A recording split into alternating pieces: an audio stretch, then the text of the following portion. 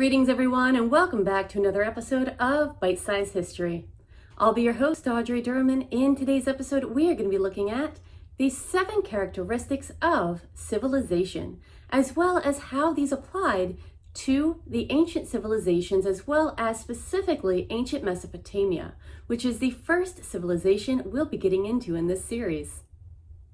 If you like Bite Size History so far, please make sure you are hitting that like and subscribe button. Also, you can follow me on Instagram and TikTok as History with Audrey D. And if you would like to support this channel, please find me on Patreon as Bite Size History with Audrey Durham. Let's go ahead and take a quick look at our learning goal and our learning targets for today's lesson. Now, our standard for today is going to be the same as it was for our last episode, which is to describe the emergence of early civilizations. Our learning goal for today is going to be to identify the 7 characteristics of civilization.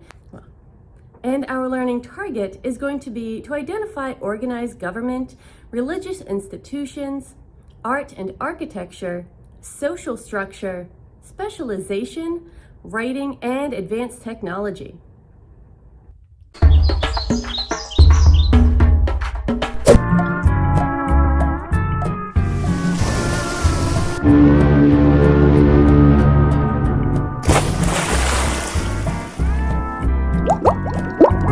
In short, the 7 characteristics of civilization include government, religion, art and architecture, a stable food supply, writing, social structure, and technology.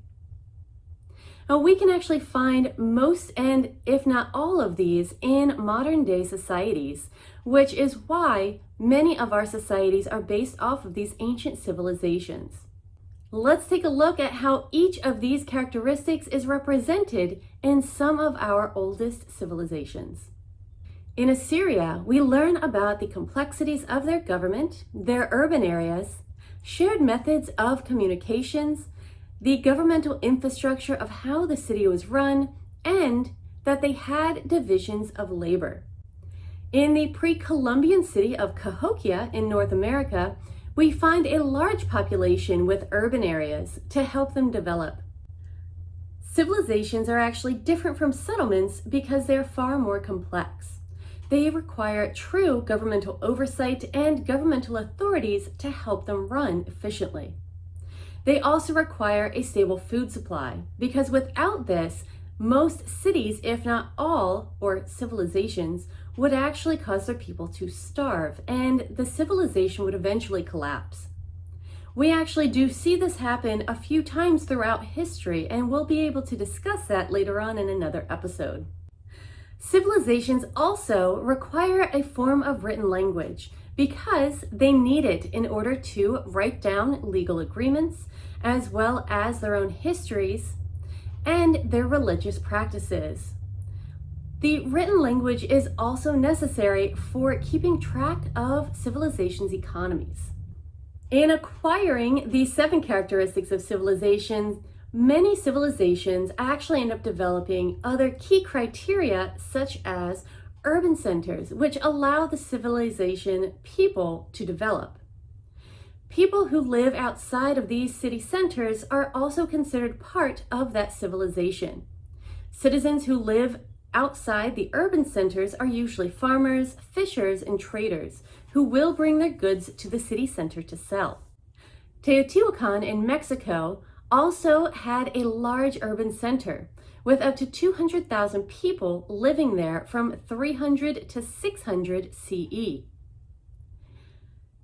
This level of development was only made possible by the agricultural land that surrounded the city, allowing for enough food to feed the ever-growing populations.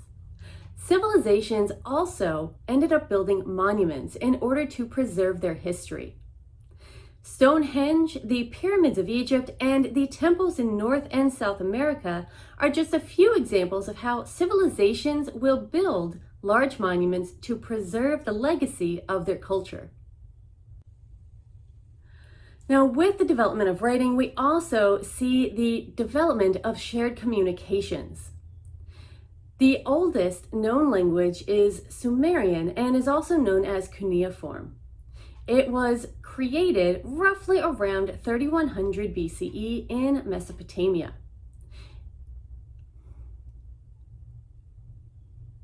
It is made up of geometric triangle shapes, and it was predominantly used for keeping records, for taxes and laws, but it was also used for other purposes as well.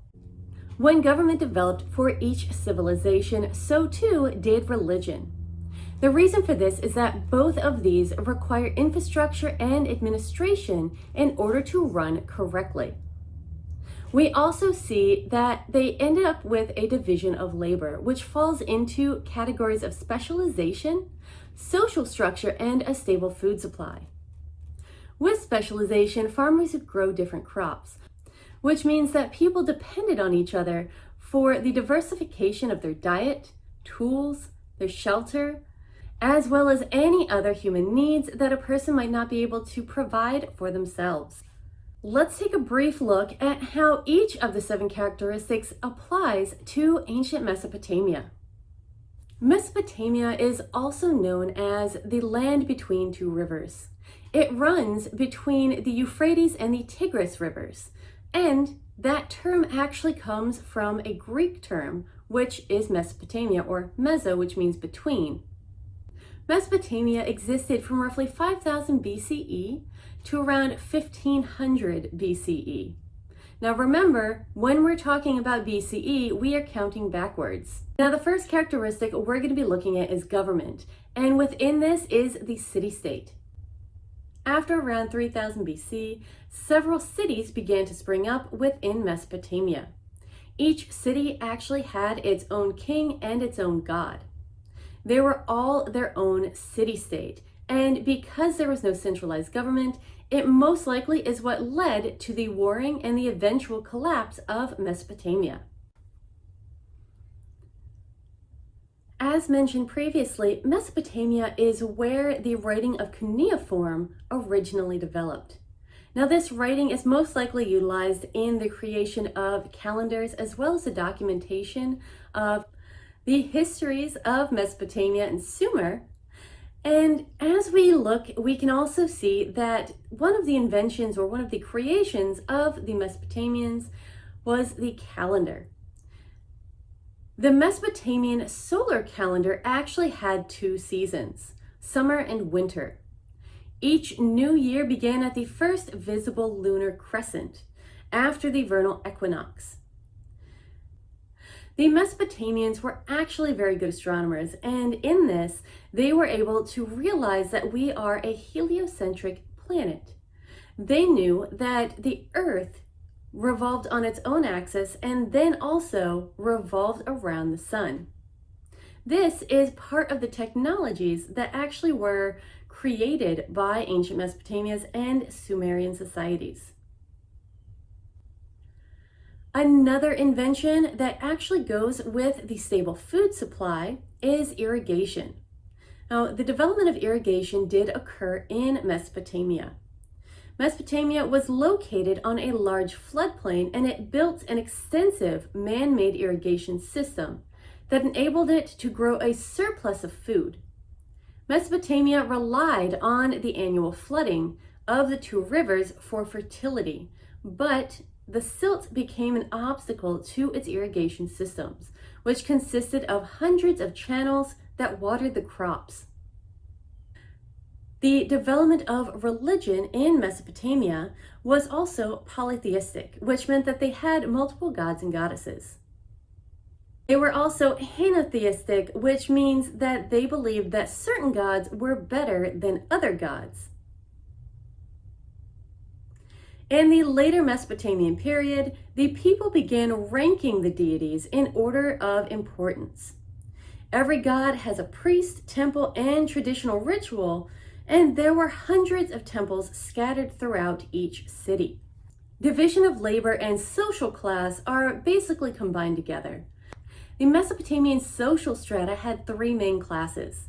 The governmental officials, nobles and priests were at the top. Second was a class comprised of merchants, artisans, craftsmen and farmers, and then on the bottom were the prisoners of war and slaves.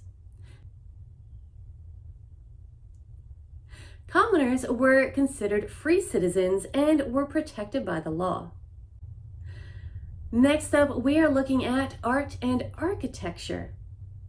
Now, we are going to go more in depth in the technologies as well as art and architecture and religion and government, all of these different aspects of ancient Mesopotamia. However, for this purpose, we're just giving a quick overview so you understand how each of the 7 characteristics of civilization apply to ancient Mesopotamia.